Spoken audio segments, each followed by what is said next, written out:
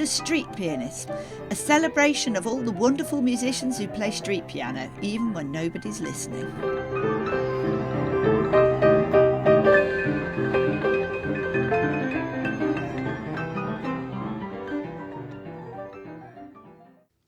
Hello, Vroni. Hello, Claire. So I've got Vroni with me today, Vroni Holzmann. And I met Vroni because we were both participants on the piano TV show. And I think we first met at the final. I think we just spotted each other and worked out that we might be kindred spirits. I don't know, but we ended up going drinking together. And now here we are, and I'm now sitting in Vroni's beautiful flat in Edinburgh, and we've just been out on the Meadows, where Vroni has been playing piano. But let me start by asking you, Vroni, to describe what it is that you do with your piano, because it's a little bit unusual. I take a piano out and play it in streets and parks all over the place. See, you say that as though it were just a simple, normal thing. I just take my piano out, but it's a proper piano. It's an upright piano, and pianos are not known for being portable. And I'm going to ask you about all of that. But first of all, let me ask you about the piano itself, because it's a beautiful wooden cased instrument. And I'd love to know how long you've had it, where you got it. I got this piano because I was looking for one that I could take onto the streets in a good way. It's a little bit shorter, but it's full size really, and it's as heavy as any other. But I found this piano because by looking for a piano, I put out an ad. And in the ad I said, I'm looking for a piano to take around with me. And this woman phoned me up and she said, I have exactly what you need. And I wasn't sure how she would know that. But anyways, I went there and she showed me something that looked to me like a bit of furniture. I didn't even see a piano. Yes. And then she opened it and then it was a piano. And it's like a very compact instrument. I found out later that it was made in 1937 by the piano manufacturer Steingräber. And it is extremely well built, which is why it still keeps in tune and things like that. It's just a really high quality instrument. It is a beautiful instrument. We will listen to some of it later, but I've been able to play it and I've been listening to Vroni playing it, and it has a beautiful tone and it projects incredibly well when it's outside as well. But it is a gorgeous instrument. And so it sounds as though you had already decided that you wanted to play a piano outside and to busk with a piano before you bought this one. So did you have another one that you were busking with before this one, or was this the first one that you busked with? I busked with a few other pianos before. I started in the Edinburgh Festival in 1999. And that year I wanted to become part of the festival. And I thought, I play piano, so what I'll do is I'll try and put a piano out there. And I bought a piano in a charity shop for 50 quid. I just bought the cheapest one I could find. Yeah. And I bought the cheapest van I could find. Yeah. It had 2 months MOT just for that festival. Right. And then I took that piano and van out to the Royal Mile and played. And it was so well received that I felt like I want to do it again. But obviously this was all just sort of trial equipment in a way. Yeah. So then the next year I tried to go on tour with some pianos, like the piano of my mum, took that from her house, and another one, and just tried different things. But they all weren't quite it. It was a stroke of luck that I found this piano that I'm traveling with. I would even go as far as saying if I hadn't found that piano, I probably would have never done this so long. Right. So it also in some way kept me going because it's such an amazing instrument. It's actually loud and a beautiful sound, and it keeps in tune enough to keep doing this. And then how did it even withstand all the stuff I'm doing to it? I really put it under stress. Yeah. You lift it in and out of a van every day and things like that. I think a lot of pianos would have given up by then. So it's like the piano and my crazy mind together create this touring piano, really. Oh, fantastic. And it is wonderful to behold. So you first did this in 1999, so that was 25 years ago. But how long have you been doing it with this piano? 2000. 2000s. Oh, wow. So 24 years. That is amazing. Wow. And describe the piano itself, because it does look like a piece of furniture. And when I saw it in the back, I knew it was a piano. But when I saw it in the back of the van, I thought it had drawers in the front. It looks a bit like a bureau or something. But then what looks like drawers is actually this sort of clever cover with handles, and you lift it up. But describe to me what the piano looks like. And we will show some photos as well with the show notes. It's like a big brown thing. And it has city names written all over, which is all the places it's been to. Yeah. I don't know, I started that for a laugh. I was like, that'd be funny, we write the names on it. Yeah. But yeah, I've had by now 4 different artists add these names. Their calligraphy, they look engraved. Yes, they do. People still fall for that. Sometimes they're still like, wow, you got the names engraved. Yeah. But it's actually just a clever way of using brown and gold and shadows and stuff. Yeah, artist friends do that for me. I'm not really a painter. So that's an amazing thing. So it's got that. What else has the piano itself got? Oh, it has a constant need to be fixed and tuned. And again, for that, I have some amazing tuners I know. And my friend Joe is amazing at repairing pianos. And the company itself that created, that made that piano, Yeah. they sometimes help me as well. So this year, the piano was there for a day. They Amazing. fixed it. Yeah. So it needs a lot of love and care, really, Yeah. in order to keep it going. Yeah. I can imagine. So, what about the stool? Because it's not just a beautiful piano. There's also a beautiful piano stool that you take with you. Did you get that around the same time? I can't tell you where the stool's from. I reckon I dragged it out of my mom's house. We had at least 2 pianos in the house anyways. Yeah. Because I ended up playing so much piano that my mom bought herself one for her bedroom. Because she also wants to play. And you were hogging the piano. She wanted her own opportunity to play. Yes, Yeah. I think so. And so I think I might have found that there, but I couldn't even tell you. I've no idea. Yeah. And where does your mum live? She's in Bavaria. Which is where you're from. Yes, I'm Yeah. from Rosenheim, near the Austrian border. But you're now in Edinburgh. Have you been in Edinburgh since 1999 or since before? Since 1995. Because when I first met you, I couldn't quite place your accent because you sound Scottish, but you also don't sound Scottish. And that's why, because you're Bavarian, but you've lived in Edinburgh for a long time. And in Bavaria, is that where you learnt to play piano? When did you first start playing piano? I started playing when I was 8. When I was 7, my mom put a violin in my hands and said, that's what you play. She did that with every kid. There was Right. 2 older siblings and they were happy with that. But I was like, no, I want to play something else. I want to play the piano like you. And she held out for about a year and then she said, okay, play the piano, but you still have to play the violin. I wasn't allowed to stop that. And so I just wanted to play piano. I just thought it was funky what she did there. Yeah. And yeah, so when I was 8 is when I started. Right. But when I was a teenager, I don't know why, but I got really obsessed with trying to learn ragtimes and stuff like that. Also some difficult classic pieces. I just became quite obsessed with the piano. Right. And I would come home from school and just throw my school books into a corner and run to the piano and just play that for hours. Yeah. That was my life for a few years. Right. And I think that's why I got technically fairly good. It was just that obsession with it. Yeah. And so you said that your mum would tell each child that they had to play a particular instrument. Was it all violin or was each child given a different instrument? It was violin, then cello, and then violin again. So her being a pianist, I reckon she was building herself a nice little quartet.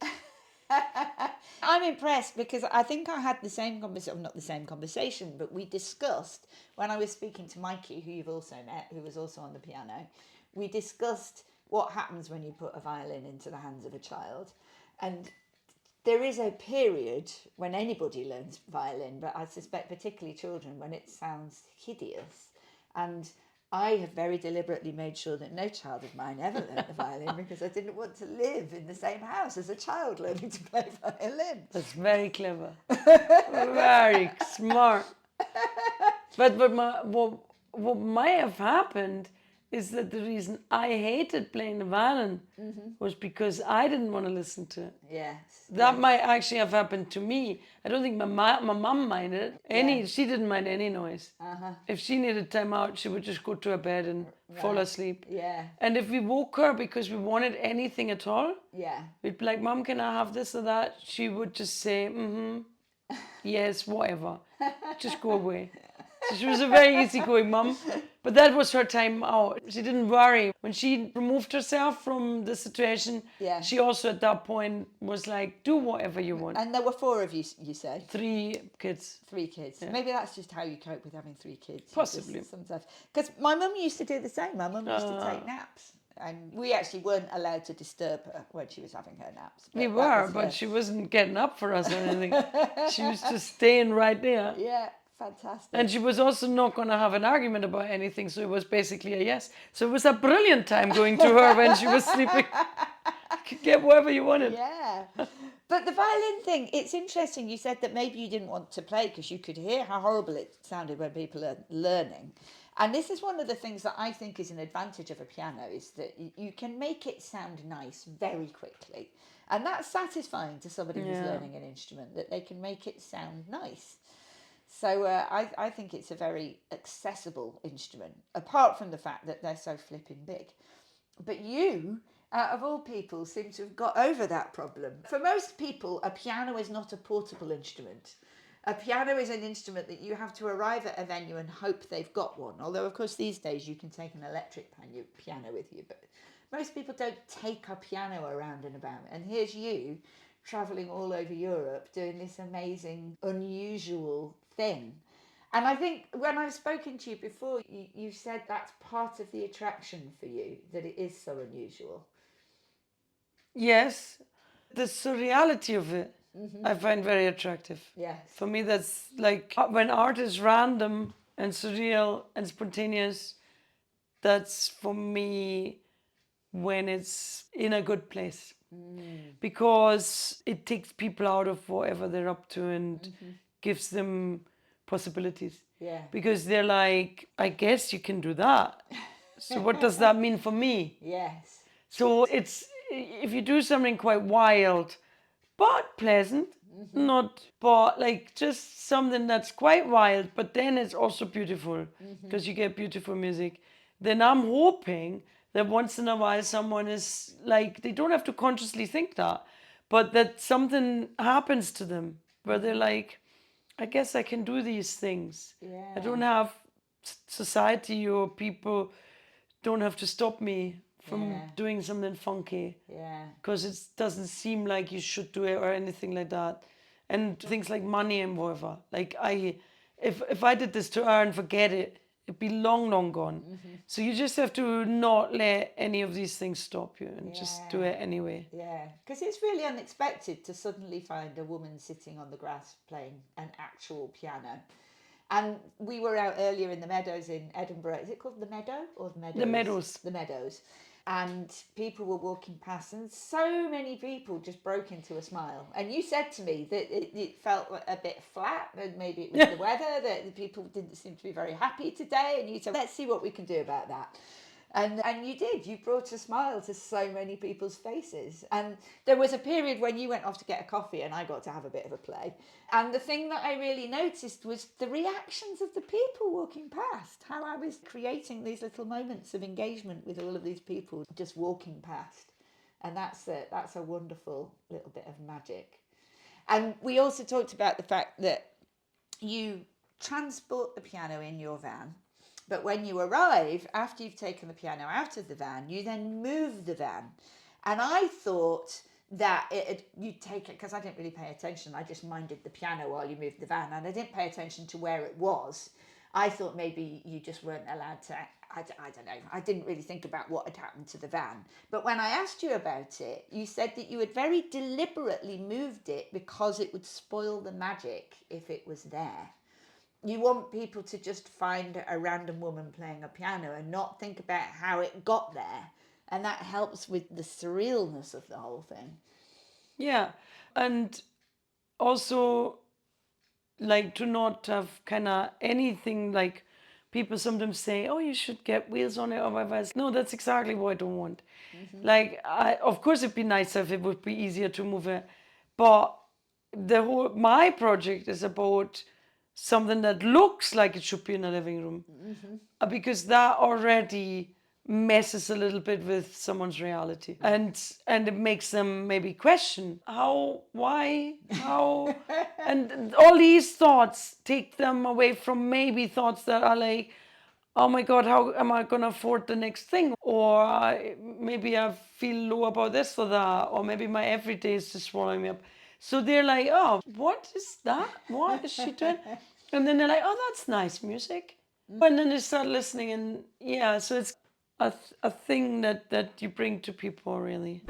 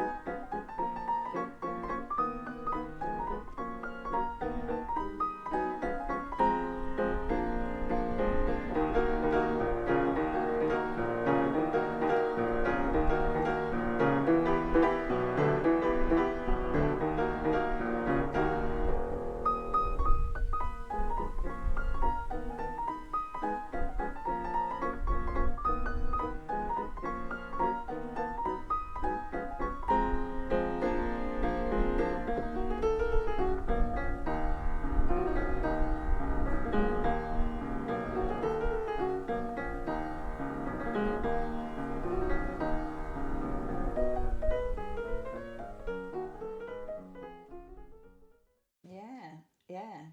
So let's talk a little bit about the practicalities of taking a piano all over Europe in the back of a van. And I know you said to me the first thing that you have to worry about is weather. So tell me about weather and how it affects you. Weather is the curse hanging over me. I cannot play if it's raining. I also shouldn't play if it looks like it will be raining. And it's a really complicated thing on tour, because on tour I'm bound to certain places because I have to stay somewhere and I have to have a friend helping me. So I can't just go off on my own, because when I drive into a place, I need to separate piano and van at some point. And that's not only because I think it would disturb my picture.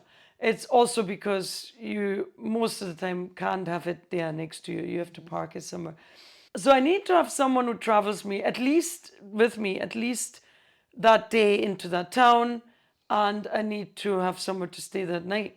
And because there's these fixed points, it's yeah, but the weather is the weather.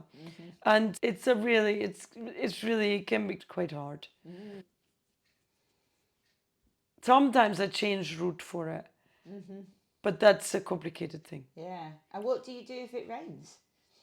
If it rains while I play, I have to put a cover over it and get the van. I run.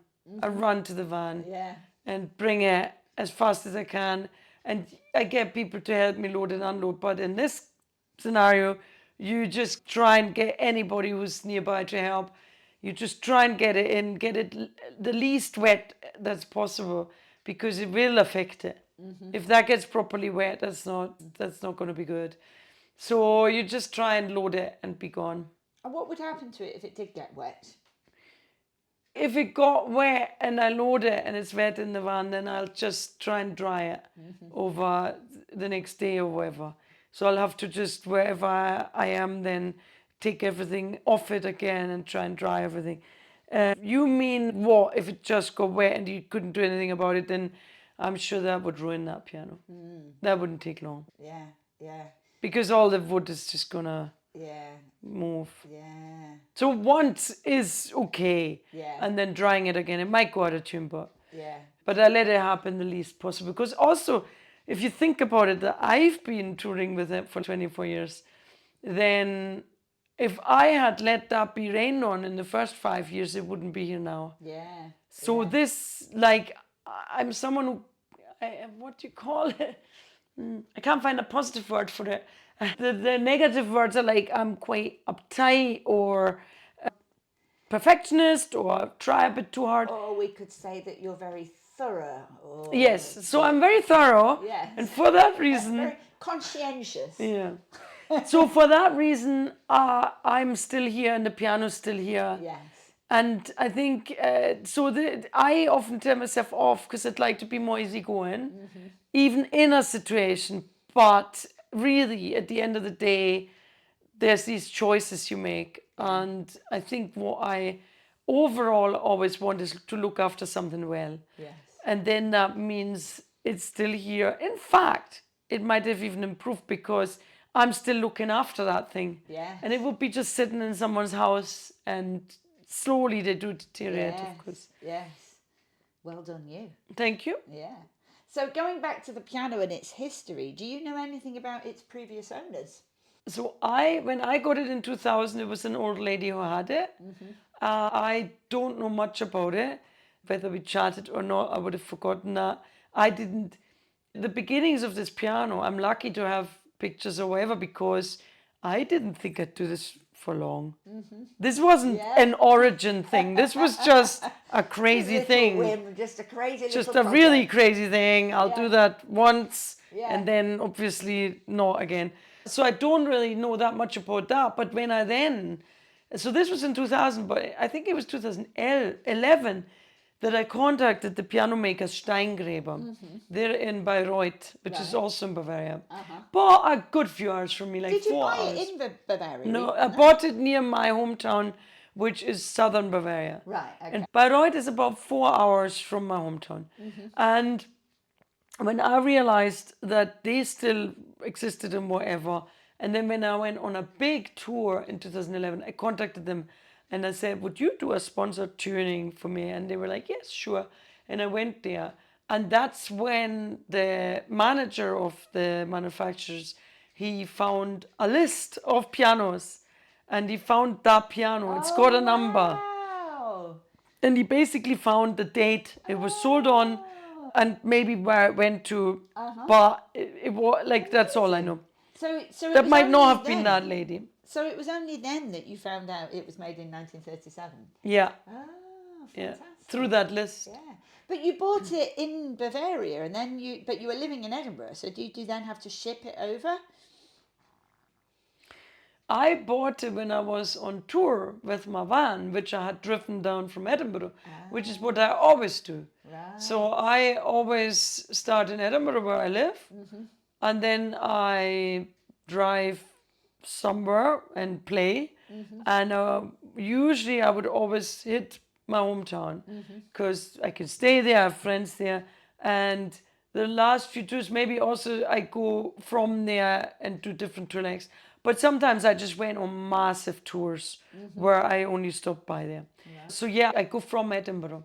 And I've done tours of the UK, I've done tours of Germany, I've done tours of Ireland, and then I've done the big tours of Europe. Right, yeah. And you bought it while you were on tour. So did you ditch one piano and replace it with this one? All the previous pianos didn't really work out. But I think in 2000, I found photos from 2000 where I play some other piano in Berlin. And then I play this piano in Venice. Yeah. So something must have happened. But you can't quite remember. No, I can remember, but I don't. Like, it must have been that I found this piano when part of the tour was either already planned or had already happened. Right, yeah. But actually, it's all quite confusing to me because we went to Venice from Halle, and Halle is quite north. Halle is near Berlin. How does that actually work? Not quite sure. I'm not quite sure. Yeah. I could have many memories like that. I could try and establish it with pictures, Yeah. but I'm not sure. Yeah. My guess is that I was touring a little bit with a piano from that was in my mum's house, and it's a big, massive thing. The height does matter because of the van. Yeah. So my first piano, the charity shop one, I couldn't put straight into the van. We had to tilt it. Oh God. And we once a restaurant owner to help us because I played outside his restaurant, and he literally got buried under that piano. I was like, oh my God. Oh, no. But luckily he didn't get hurt. Yeah, the tilting in was mad. And that can't be good for the tuning either, to be transported in a tilted. No, you put it upright in the van. Oh, you I see. just had to tilted get it to through. Get it in. Got it. But that's why the one that's slightly less height is better for that. You can put it in a bit better. Yeah. So we had this massive piano in Berlin. But so I reckon I just put out a shout out saying I'm looking for one. Yeah. Maybe it was because I had these big ones with me Right, and it just didn't work for yeah. me. And was it a good price? Can you remember? Yeah, it was also a good price. Yeah. The lady was happy that I would use it for something nice. Fantastic. I wonder if she ever got wind of what happened to it after that. I have no idea. No. Can't tell you. No. She wasn't directly in my hometown. She was about half an hour from there. Yeah. Yeah. And I found in my piano book where I write down things, Yeah. I found a list of people I made to phone. Yeah. There must have been more people replying to my ad. Yes. And I don't know which of them she was. Right. But Interesting. yeah, so So back to the weather thing. Do you Yeah. ever try and play undercover so that it's because sometimes you get indoor spaces, I don't know, precincts or whatever. Do you try and play undercover just to make it easier so you don't have to worry about the weather? it doesn't really work for me. It's a whole different vibe and atmosphere. Right. I have done it, but very rarely. For example, this is a long time ago, early 2000s, I think. I was on a tour of Scotland and we were in Inverness and it rained, but we were near that. Is it called the Victorian Market, maybe? Yeah. And we were near that. It's an indoor market. And someone maybe already heard me play or knew I was coming and said, hey, you could play here because they knew the stallholders or something. So I played there and that was nice. But it's just not really what I do. It's you do that, it's quite clear that someone got you. It's Right. you can sometimes get people for events, you can get whole Yeah. bands, you can get So big you instruments. lose that surreal. You how lose did the surreal this woman thing. land from a spaceship in this location. Yeah. Yeah. And also the atmosphere is different. It's so I want to play outdoors and really I want to play somewhere usually that's like just in an open place. Yeah. What's your favourite type of location? What are you looking for when you choose a location? I look for a thoroughfare because you still want to busk some money in. So I'm not just an art project. I try to bring some money in. I don't break even anymore, sadly, but that's to do with the cost of living now. But I used to manage to at least break even on tour, and I couldn't have afforded to just do this fancy project and just pay for it. Yeah. So I needed to. So that's one thought you have. You need to go somewhere where there's loads of people, and then you want to. If I can, I'll be somewhere nice, where either I'm looking at something nice or they are looking at something nice. Yeah. So I've played maybe next to a river or next to a beautiful cathedral or things like that. Yeah. You want to be in the town center. You want to be a little bit where people are quite used to. You usually go to a place where you think other buskers would say up there, because also that helps that you don't disturb anybody. Yeah. Like you don't want to go somewhere weird and wonderful where actually there's residents who are like, what is that? Yeah. I don't do it for picture shoots either. It's not to have a pretty picture. You want to be somewhere where you think this would be accepted. Yeah. And that is typically where others do it too. Yeah, that makes sense.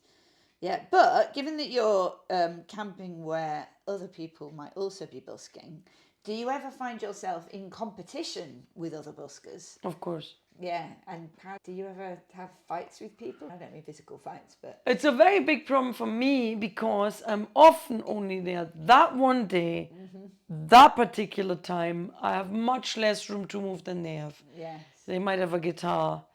And that, not to take away from what they do, that's as important as what I do, but my flexibility is less. Yeah. Often. There might be the odd one who has that same situation. Coming off a train, I only have a couple hours here. Yeah. But often there's, for me, also I can't necessarily move once I'm set up. Yeah. So I have to watch a little bit where I set up. Also I have to get to where I'm setting up. This is another whole issue. So let's say there's a set of stairs, a guitarist could go up there, but I can't. Yeah. I still have to go by all those unwritten and written busking rules. So I might still have to wait my turn, or maybe sometimes can't even play there and have to go somewhere that's for me harder. You can't escape that. You still have to be part of that machine. Do you find yourself having conversations with other buskers? Of and trying course. to negotiate? Sometimes you have to. Yeah. Okay, so we've talked about weather. What we haven't talked about yet is the business of getting this piano out of and into a van. And you've said you've deliberately got a piano that doesn't have wheels because you want it to look surreal. You want people to think, how the hell did that get there? But how the hell does that get there? How do you get it out of the van and, for instance, today onto the grass? Right. First of all, I've got to say that it wasn't deliberate to get a piano without wheels because they do not have wheels. I've got to say that I did not spend any time thinking about whether I'd get a piano with wheels or not, because I just got myself a piano, and I didn't also make a conscious decision about how I would move it or not. I just went and did it. So there wasn't much thought going into any of this. I just realized over time that I would not now go and try and fix this and make it more mobile, because I like it the way it is, really. Yeah. But it's just, you just really want to have a piano as it is. That's all. Yeah. The how to get it there. Basically, when I go anywhere I want to play, I usually have at the most one other person with me. Sometimes there's even someone who can't lift. So I'll have to find people. And so I get the piano ready to be unloaded. That's a little bit of taking the straps off and all that stuff. And then I look around and I try to find some strong people, and best in a group. If you find single men kicking about, that's great, but you have to keep someone near while you're waiting for someone else. People are busy, and whatever. So you just look around and you just try and find people who might be able to lift that thing. You can get it wrong. Someone might say they have a problem with their back or whatever, and it's like, no, please don't injure yourself. So a bit of luck is involved too. And then once you have, I'd say I need to get it out, maybe a couple people, and to get it in better, even 3 or 4. Like, getting it in is the hard part. Although today we did it with 2, and they were really strong. One of them was super strong. Yeah. So, it also depends on the people. And I realised today you have a technique. So there's you've got a way of getting it out of and into the van that involves minimal lifting. Today that didn't even quite work out, because sometimes it's the way the piano's placed in relation to the van that makes it difficult to do it the way that I know works quite well. But what you try and do is avoid injury to piano or lifter. And because of that, I sometimes suddenly shout out, wait, or stop, because it's a very heavy thing. And if people are not used to lifting things, then it's not only the piano that could fall down, it's also the person that could get hurt. So I try to be very watching what they're doing. Where's their fingers? Are they somewhere under it? And I shout, take your fingers out if they have them anywhere under. So I want to just, make sure everybody's okay. And then, yes, there's a bit of a technique where you try and never really lift the whole thing. You always try and only lift one end if you can. Yeah. The whole thing weighs like 200 kilo or something. Wow.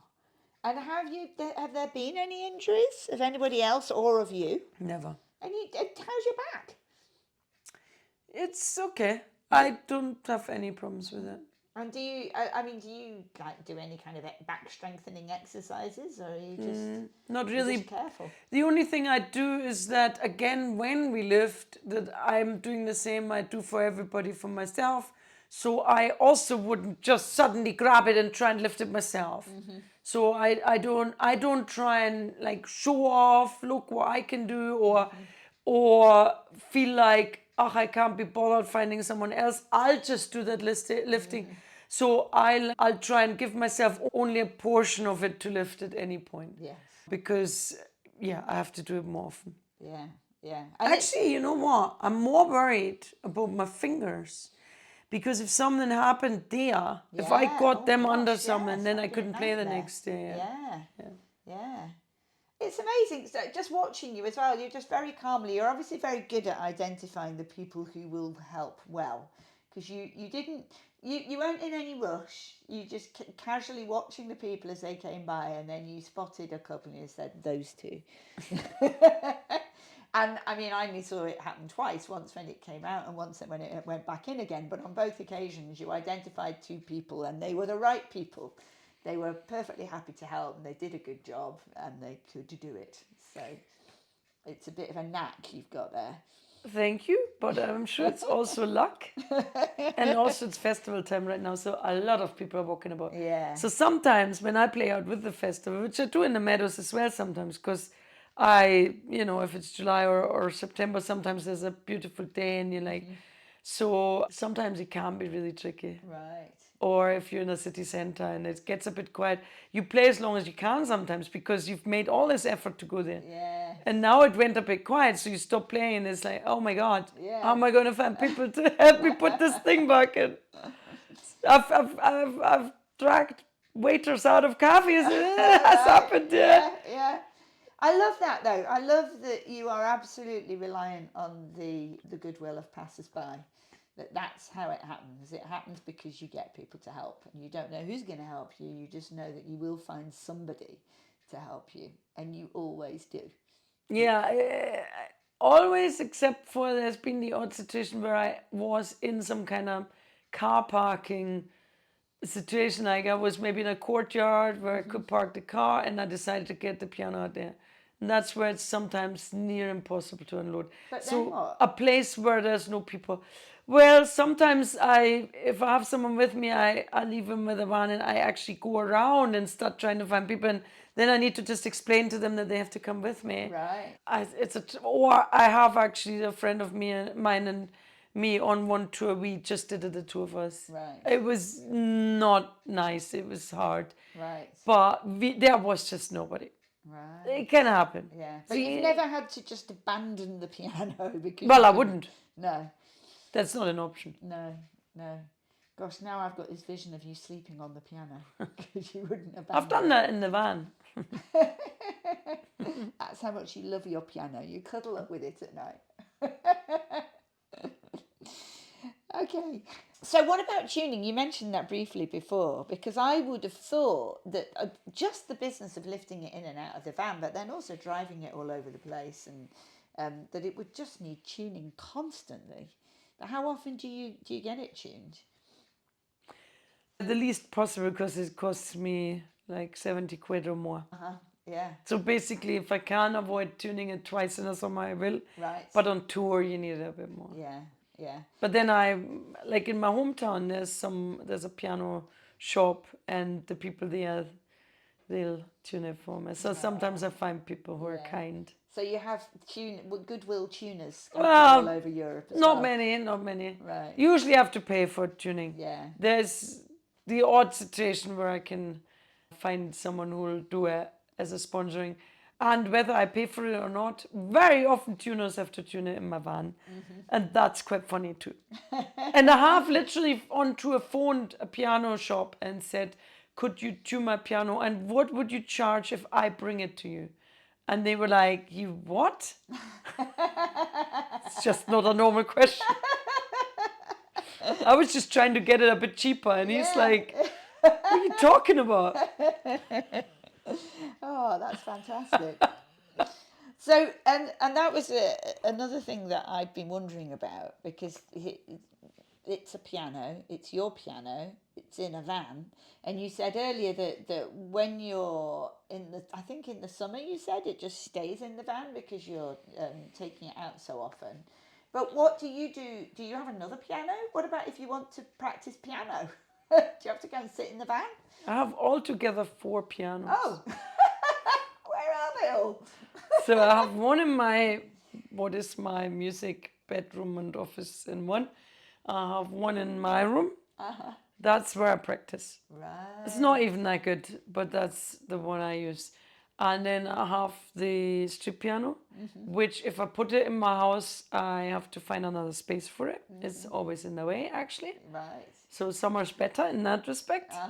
And then I have an electric piano, which is on long-term loan to a friend and has been for, I'd say, that might have happened in the 90s, actually. Okay. All their kids are learning on it. And then I have the piano in my hometown that I played on as a kid. And So that's 5 then. 4. Okay, wait a minute. Oh, so there's just one in this flat, there's one in the van, there's one that's on long-term loan, and there's one in your hometown. Yeah. Okay. Yeah. The one on long-term loan I used for gigs for a while. Right. But I'm not suited to play on electric. That's not really my interest.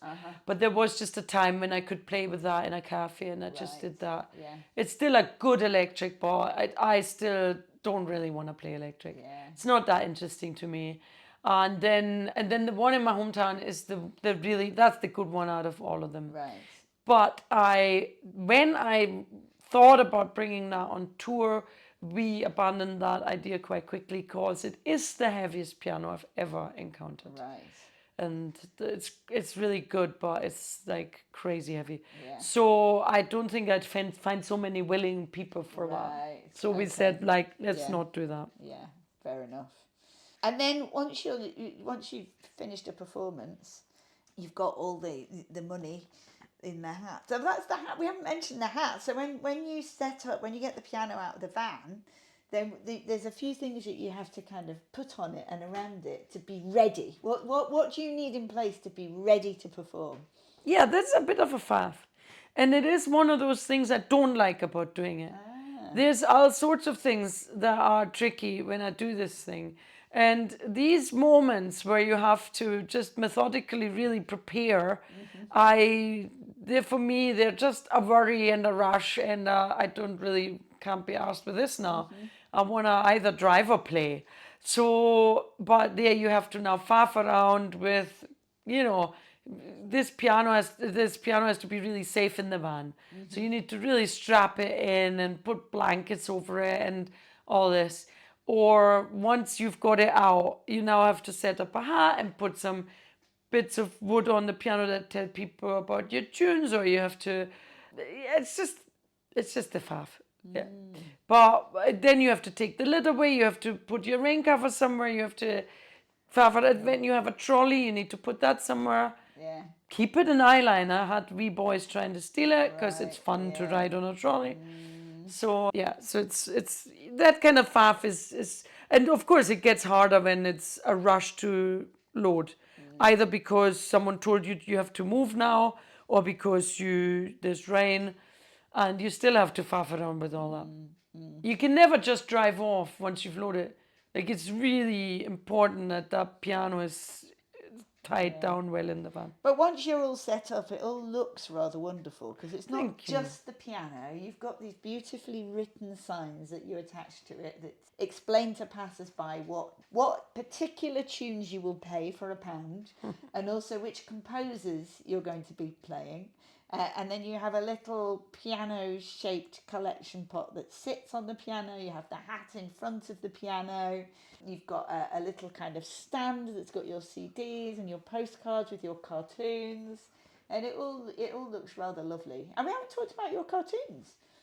So, I mean, there are postcards that have cartoons on that are done by you, but you are, in fact, also a cartoonist.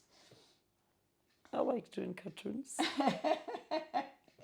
And there was one cartoon of yours that I loved that I saw somewhere or other, possibly Instagram, that was a picture of a woman playing a piano with notes coming out of it. Can you describe that one?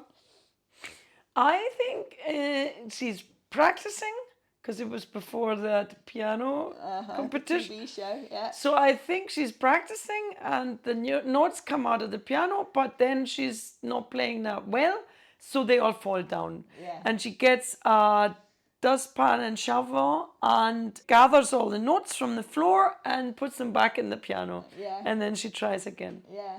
Now that's really interesting because I had a slightly different interpretation. Oh, or maybe I've described it wrong. Well, no, maybe, I mean, like people What interpret happened? art differently. Your intention was not quite what I interpreted. So but let me that's see all what good. happened. So the way I thought it was very similar, but the way I thought about it was here's a woman playing the piano. She's practicing. She's absolutely furious. She's really caught up in it. She's forgotten the whole of the rest of the world, but she's just so caught up in it that she's played all of the notes out of the piano. They've all come out of the piano and they've all landed on the floor in this frenzy of piano playing. And it's like, oh no, all the notes have gone. So she goes to get a dustpan and brush and she sweeps them all up and she puts them back in the piano and there they are again. But then she plays again and they all come out again. Yeah. So I didn't see that as being so much a bad note, just that there's so much exuberance Right. that she plays the notes out of the piano. Yeah, nice. I like that too. The most important thing is that she puts them back in. She puts them back in, yes. But do you often find yourself, when you're drawing cartoons, do you often find yourself inspired by the piano? Is there a much connection or do the two tend to be more separate? Oh, I don't like to draw a piano very often because it's quite tricky to draw. I find it quite hard. I'm quite a lazy cartoonist. I'm not even good at drawing. Like I just do very simple. But then when I need a piano in my cartoon, then I have to go and try and draw it. It's not easy. It's the idea. Should have learned the flute after all. Yes. I think it's the ideas. You have great ideas and then you put them into cartoon format. As simple as I can. And the cartoons make people smile and the piano makes people smile. And that was one of the things that I really noticed today. I mean, I said it before, but as people walked past, they were smiling. And then somebody came past who was somebody that had known you for a long time. And that was rather lovely. Her name was Beatrice. Can you tell us a little bit about Beatrice? She was just there from almost the beginning. And like just walking past and always been appreciative. So over the years, at some point, we just started to have a wee chat when she came by.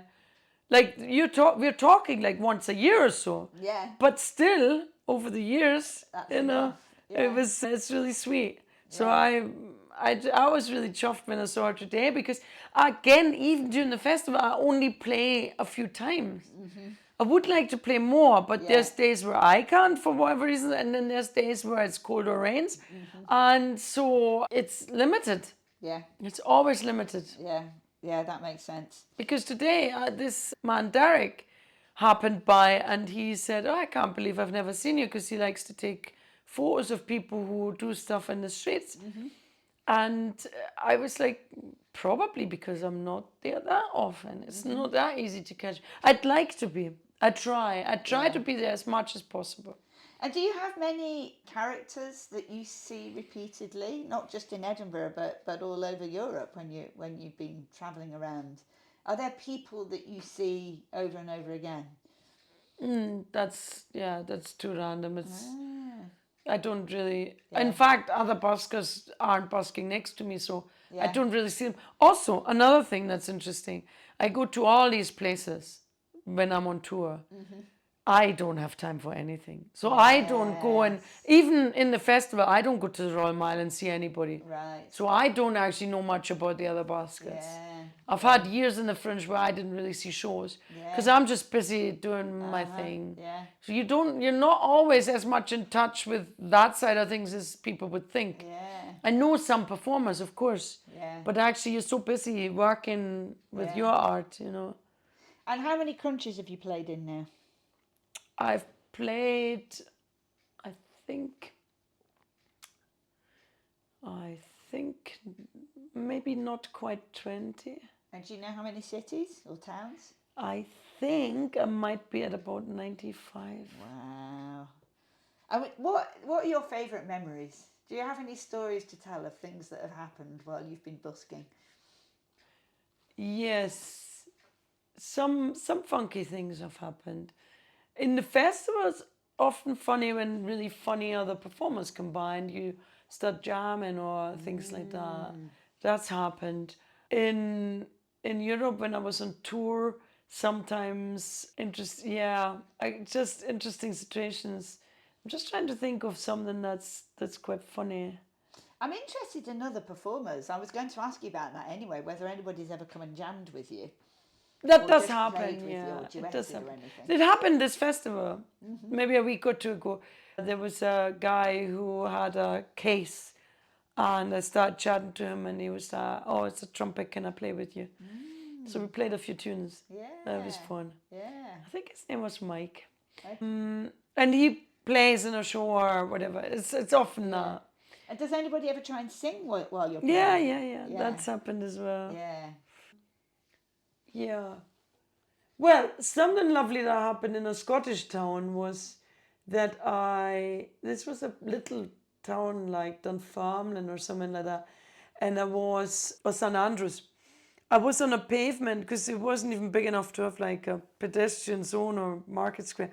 So I was on the pavement, literally next to houses, and I played, and someone came out and put some money in the hat. No, didn't yet. Someone just came out of a door frame and said, "My father lives in the flat up there."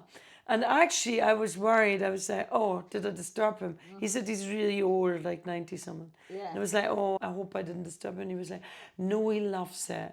He loves it so much. He listened all afternoon and he hopes you'll keep playing." And he put money in the hat.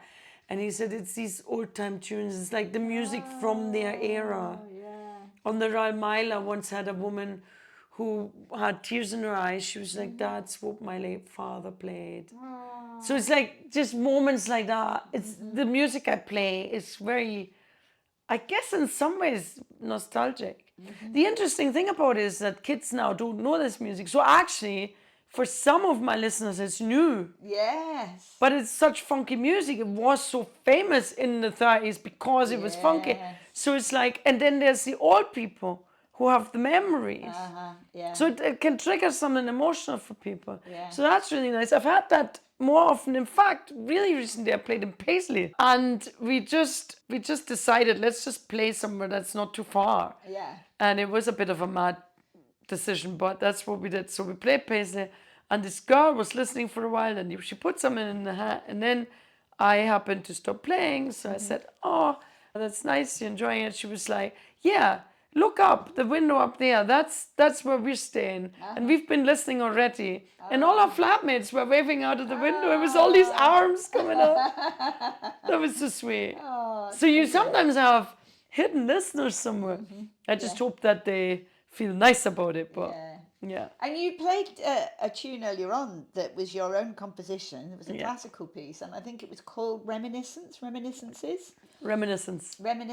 And was that, it's, 'cause, talking about nostalgia and memories, what's the significance of the name of that piece for you? That piece, we mentioned nostalgia. It has I don't know, it has something pulling you back towards a past time. And I don't know if that's because it touches a little bit musically on some of that, or if it's also because of the sort of pace and vibe it has. And so I think when I started writing it, I realized that, and that's why I called it that. But I think it does that. So Reminiscence is a piece I bring to the streets for that reason. I don't bring my music to the street that much because it's often it's like emotive music, but it's not always happy or whatever. So I want to create a happy vibe as much as I can. I want to cheer people up. Yeah. So even though it's nice to play something more mellow and more, reflective, that's not really what I want to do in the street. I want to kind of be upbeat. So I don't play my music not that much, but the Reminiscence piece I think still fits that. Yeah. Yeah. Is it addictive? Because you said you thought it was just a brief project in the late 90s, and now here we are 25 years later and you're still doing it. What is it about it that keeps you doing it? That's a really interesting question that maybe no one's asked me. So I don't think addictive is it. For that, there's so many like times between. I think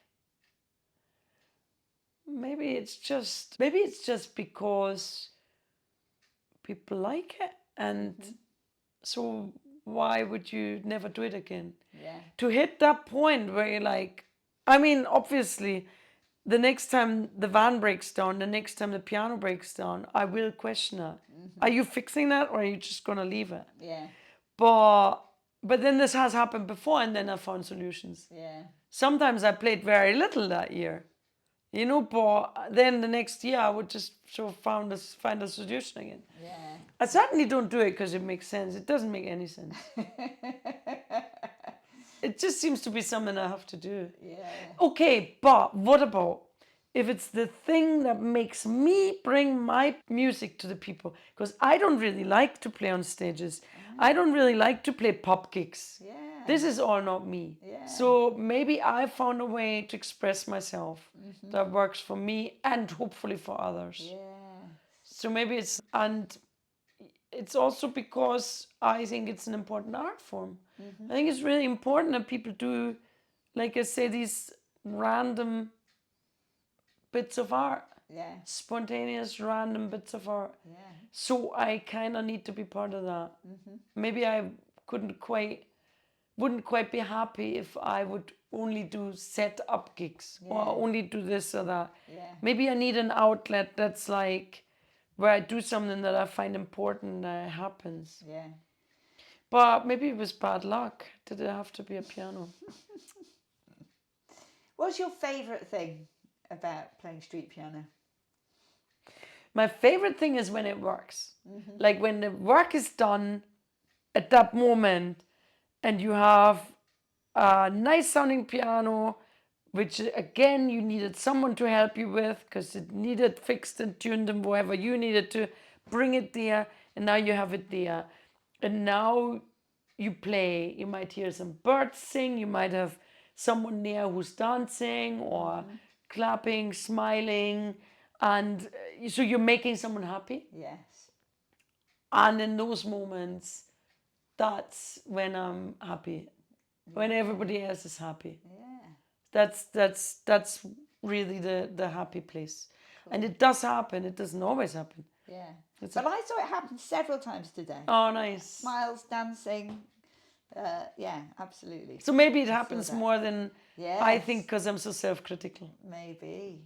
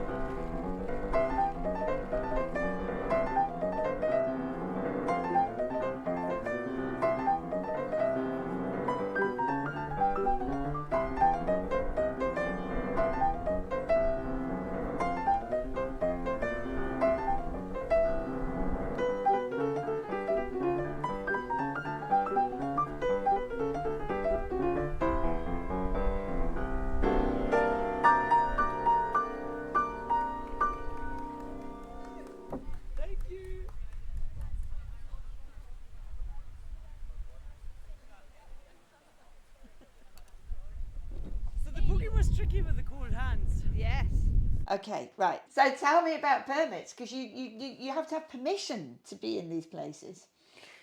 Right. So permits are something that a lot of buskers don't need. It depends on the country, on the city, and on the instrument. If you have an instrument you can move with, then you often don't bother.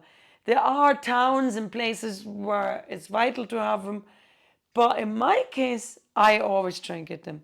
And that's simply because I can't move easily. That's sometimes my downfall though.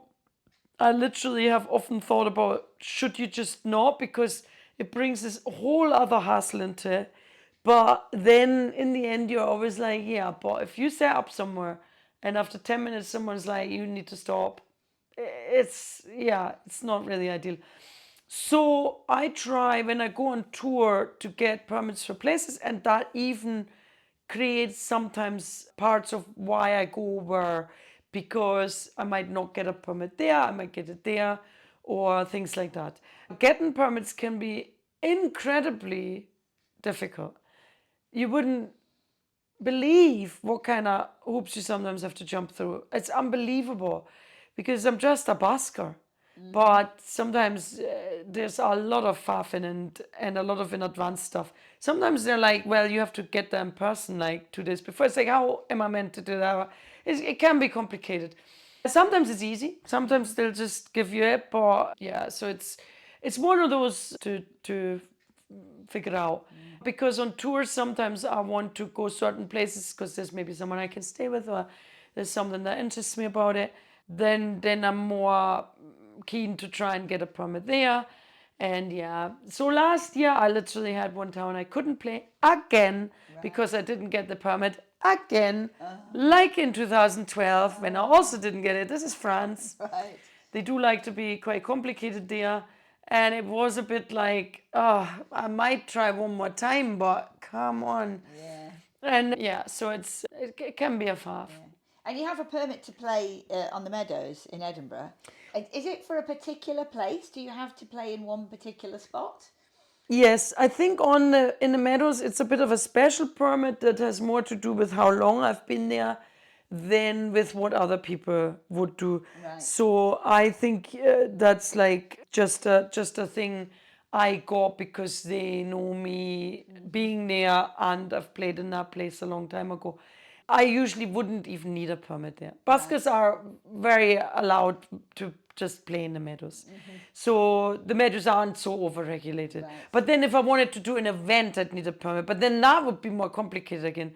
But then I would, of course, not do that because what if it rains?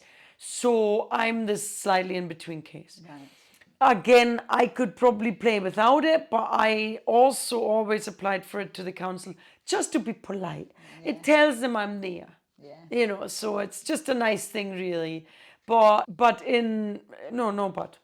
So what other difficulties are there that people might not think of that are involved in all of this?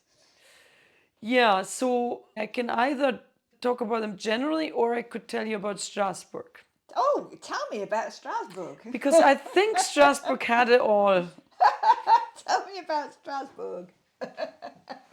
So last year we went to Strasbourg and I thought it was all kind of sorted. Very difficult to get the permission, but in the end I got it. A very complicated permission, but I thought we'd looked at it. So this was sort of in place. We even had my friend, I was traveling with Karen.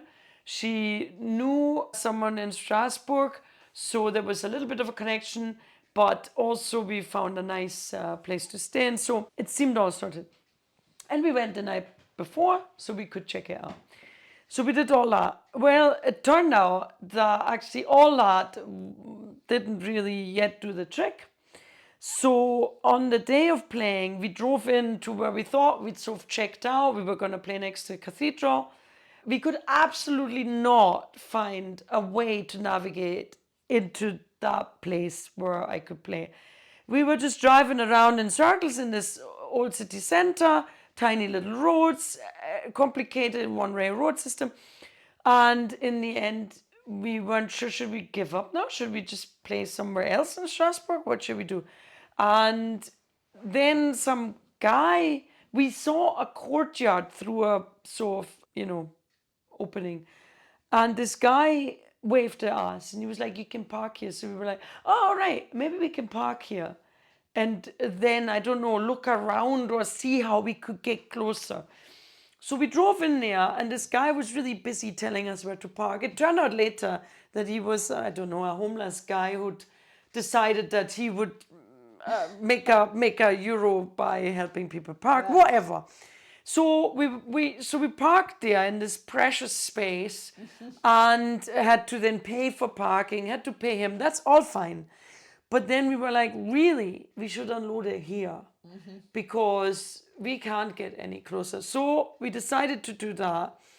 And so I had the problem of trying to find someone. There was no people. So I went through another opening where there was a busy pedestrian zone and sort of found these people and asked them to come with me and help me unload this piano. And then my friend and me had to get it on the cobbled streets to the cathedral. We would have played closer, but everything was just packed with people. So we had to get it. It was really hot.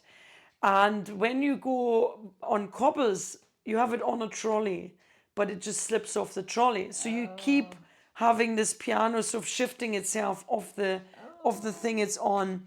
It's super sweltering hot. So we had to do this for a long time to get it to this place. And in the end, we had it next to the cathedral. We were dripping in sweat. In fact, there was a slightly closer busking place, but there was buskers on that. So we had to still get it past that. So then we got it there. The minute we pulled up, 3 police on bike came along and were like, you can't play here. So, and that's why I mentioned Strasbourg, because I had everything. I mean, I had a permit, but no, the police come. So if I didn't have the permit to pull out, at this point it might have been over. But luckily I had that. So I pulled the permit out. I was like, look, it says I can play here. They were like, they were already a bit like put off that I had produced that thing. That meant they couldn't just chase me away. And then they were like, okay, play then, but not here, over there. No. So we were over the cobbles again and like, okay. Now, it was still super hot and I was in this, bed in the sun playing. And then it was really nice, actually. We were right next to Casino. It was amazing. I was a little bit wondering why not a lot of people went past. And I was a bit like, it's a bit strange that not more of them come over and listen. Some did. Of course, what I realized later is they had the wee headphones, they had guided tours around the cathedral. Again, not something that bothers me, but it just meant that they couldn't naturally hear you. We still had a nice crowd listening. They were more behind me in the shade and it was still really nice to play, but not for long. So now I had been playing. I remember once I ran into a cafe, my friend Karen looked after it. And I ran in and just put lots of cold water over my face. It was so crazy hot. So then I was playing for a bit and then there was a guy listening. Really nice. And I was stopping a piece and he said to me, so are you not worried about the rain? Does that not matter to you? I was like, what rain? What are you talking about? It's just the sun, And he was like, and he showed me his app. I was like, when? And he said, in 10 minutes. I was like, in 10 minutes? No. So I was like, Karen, we have a problem. That van is quite far away. We have no idea how to get here with the van. To take it across the cobbles. It's just really complicated. So I didn't know what to do.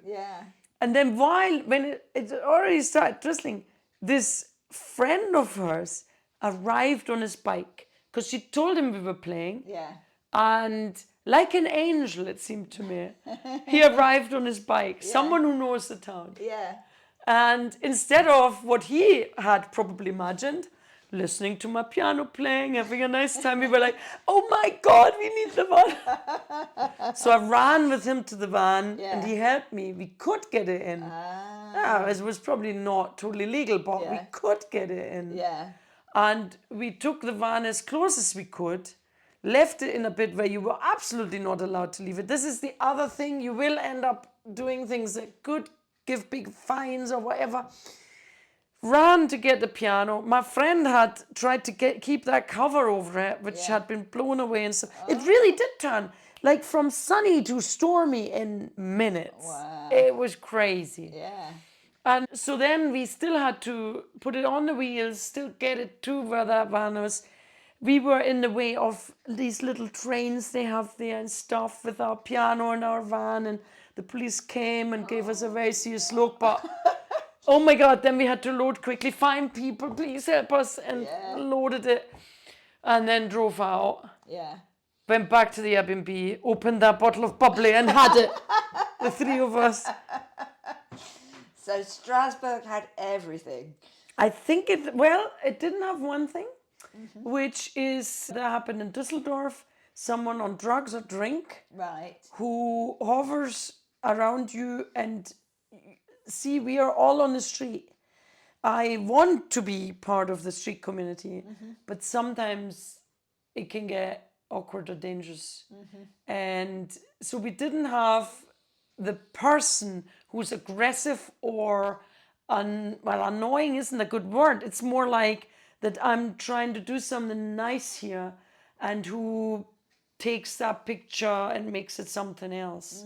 Where, for example, someone with a kid pulls the kid away or whatever. Right. There's nothing I can do. I'm really stuck to this piano. Yeah. The person who's with me might not even be there at that point. Yeah. Sometimes they go off like you did, get a coffee or whatever. Yeah. So I can be very vulnerable. I've had someone destroy my hat, kicked it and destroyed it. Yeah. You can have, that's not because they have a problem with me. Yeah. It's just because they're in a bad place. Yeah. And so in Düsseldorf we had this guy. He was always there, and in the end my friends tried to find police to but it really changed the whole thing, unfortunately. So we didn't have that in Strasbourg. So I don't know why I'm even complaining about. And you have signs on the front of the piano telling people about the songs that you will play, and you give them a list. These are the songs I play. You can ask for any of these songs. But I know you said to me earlier that there are some songs that you are happier about when they request than others. So tell me about that. Yeah, that's a great question. Yeah. I have a repertoire of tunes that I find either interesting or that are just interesting, to play. So Fats Waller, George Gershwin, Scott Joplin, the old stride tunes, that is my passion. And so I try and bring that to the people, also because it's not what everybody does, but also because I love them. And they're usually beautiful arrangements. So I find the original arrangement by Gershwin or by Waller, and I play that exact arrangement. And so they are on there. And then when you go further down, it goes to the boogie boogies. And of course they are fast. If my hands are cold, I have a problem playing them. But also it's just a bit more of a show of peace, and maybe a crowd will gather and then it's all a performance. So it's slightly less relaxed for me. I'm not really a good show off. That's not really what I want to do. So if someone asks for the Bumble Boogie, I'm like, oh shit. But I will do it unless my hands are too cold. What's your favourite thing that people ask for? I think Fats Waller. Yeah. But I love Singing in the Rain. Yeah. And it's quite easy for me to play, but actually it's a beautiful tune. It's maybe the tune with the vibe that is really my shit. Although ironically, you hope that you never actually will be singing in the rain. And it's absolutely an endless joke people make to me. They always walk past and they go, but you wish it wouldn't, right? And which Fats Waller song is it that you do? I played to you today. I played Alligator Crawl and Misbehavin, and other tunes that I have is Honeysuckle Rose.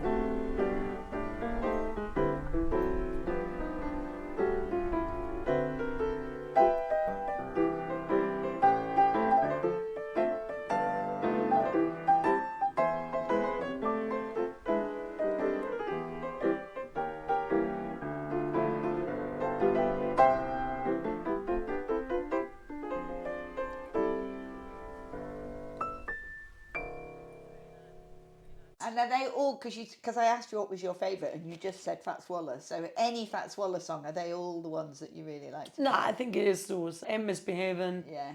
Alligator Crawl is a total favourite. And Singing in the Rain. It's funny because Fats Waller is a bit of a joke in our house, because when I was 16, I was on a little known ITV quiz show called Connections. And when they interviewed me, they said, you know, what hobbies do you have? And I said that I played the piano. And they said, what do you like to play on the piano? And I said, Fats Waller. And they said, and what, I think maybe they said, what kind of music do you like to listen to? And I said, Fats Waller. And they said, and what else? And my mind just went completely blank. And I said, just Fats Waller mostly. Brilliant. And that became a catchphrase in our house, Fats Waller mostly. Oh, I love that. Fats Waller mostly. I like that. I am maybe his biggest fan, and he's maybe my biggest hero. I would say that there's a vibe in his pieces that no one else has. Actually, yeah. Fantastic. Is there anything else that you'd like to tell me about? Yeah, one more thing which I thought of when we talked about touring, which was, I find it quite quirky, the organization of it. Yeah. Because last year, for example, I think I had maybe 10 or 11 tour partners. Wow. On maybe 5 or more tour legs. Right. And so I just found that quite funky, that you have to sort of try and organize so many people in order to afford to do a 4-week thing. Yeah. Of course, it'd be easier if I had someone for 4 weeks, but who's going to do that? Take the time out to go on piano tour. So it's usually someone takes a few days off. And so it was some friends that I've known for 30 years and some friends that I've known for 1 year. Right. And you just kind of like, you talk to people and you're like, oh, I'm going to do this. And they're like, oh, really? Where are you going? Yeah. And I'm like, oh, you want to come? Yes. But you have to make sure, so it must be really difficult, because I could imagine that you might, in a 4-week period, you might have 3.5 weeks covered, but there just might be 1 or 2 days here and there that you don't have anybody down for. You're trying to fill in the gaps. Well, I do that actually too much. I tend to arrange too much. Right. And not get enough, because it's not only downtime. You should, in some places, you should maybe tell the press because they'd be interested, like my hometown. Or you have to still pre-organize. Often when I go on tour, I haven't got all the accommodation booked and things like that. Right. Yeah. Yeah, so it's, I'm not usually so well organized. None of this pays. So it's always, you have to always find the time to do all this. And Yeah. So what were you saying there? Well, I was saying that you might have a 4-week period with 3.5 weeks. You've got travel. Yeah, no, but some of it you haven't. Yeah, so the problem is more the other way around. I tend to fill in too many, much and yeah. try and use every single moment for playing. And so last year, for example, one friend had to cancel a 1-week tour leg. Right. So that was gutting. Yeah. And it meant that there was some things I couldn't play. Right. But the saddest I was about Luxembourg, because I haven't played that yet altogether. But what happened in the end, I phoned up everybody where we were going to visit. And I asked, would you help me set my piano up? And they were like, yeah, sure. I'll take that day off and help you, which was really lovely. Yeah. So that way I could play a couple of places. But then the place where it was just me and her and booked accommodation, we had to cancel. And I think it was much better. Like for my own health. Right. I think I had, because the driving would have been completely mental. Yeah. And then the minute I would have been back from that, my next tour would have started. Right. So, yes, I maybe rather overdo it. When I played the Baltic countries, I went on a tour of Scandinavia and then a ferry from Sweden to Estland and then down again. This was a massive tour. Every day we played, every day we drove. Wow. It was crazy. Yeah. That's So, just so crazy. yeah. Yeah. But that's what I do. That's what I'll do if you give me the chance. If you're you like, haven't- well, you could play here that day and here that day, I'll be like, yeah, that's what we're doing. Let's do Right. that. Yeah. So you haven't learnt to build breaks in then? Not really. But last year my friend couldn't make it, so I got a But tiny you're break. still doing it. You're still doing it. But I will not tour every year. Right. I mean, I will tour next year because it's 25 years, but I better fucking take a break after that. You know, it's touring. It really takes it out of you and out of your year in a way. Yeah. Because you spent months organizing them, Uh-huh. preparing Yeah. it. Yeah. It's amazing. It's amazing how much crazy. work you put into it. It's really crazy. Yeah. But you must love it. Apparently, allegedly. Well, Vroni, thank you so much for talking to me. It's been an absolute pleasure. You're very welcome. And thank you for your visit. Oh, thank you for having me. It's been wonderful. You've been the brilliant hostess. Oh, thank you. I'm so glad I met you on the piano. Yeah, me too. I've met loads of really interesting people, but particularly you and Mikey. It was absolutely great to meet you both. And it's been wonderful having you on the podcast. And it was also nice to go out after that final concert night. Yes. Because it's like this empty space. It's weird.